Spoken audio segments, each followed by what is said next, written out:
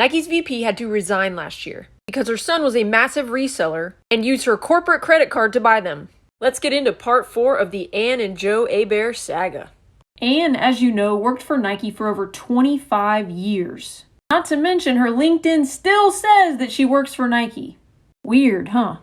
Look at all these different positions that Ann did in her lifetime at Nike. She worked her way up quick, finally landing the VP GM role in Nike for North America. I think a big question we all want answered at this point is if Ann knew what her son was doing. And I'm going to prove to you why I think she knew everything.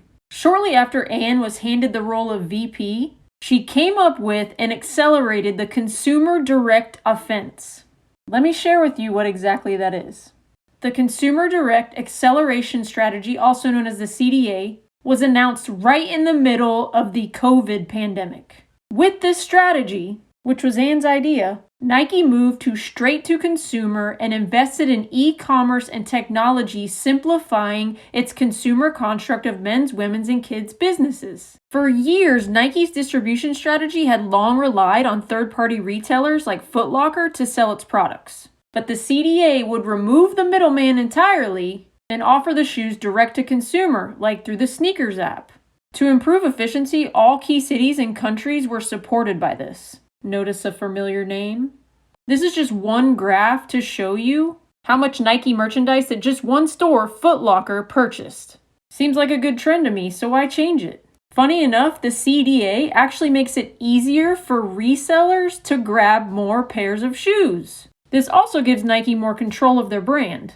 For instance, once a shoe is sold to a retail store, Nike has very limited say in how those shoes are displayed. But if sales are increasing, why change it? Here's another graph showing you the brand's global sales by channel. Look at the sales to wholesale customers or retailers versus the direct sales to consumers. This begs the question, have you been able to get more shoes at a retail store like Foot Locker, or have you been able to take more wins on the Sneakers app? Please let me know. With this initiative, Nike can also pull more of your personal data and make a lot more money.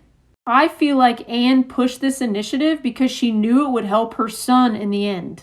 Joe spoke to Bloomberg and said explicitly that COVID caused a shoe buying frenzy. To me, it's no coincidence that she led this initiative. Even in the Bloomberg article, right at the bottom, it said Ann would be instrumental in accelerating the Consumer Direct Offense, the Nike initiative that helped fuel the sneaker resale boom. Hello!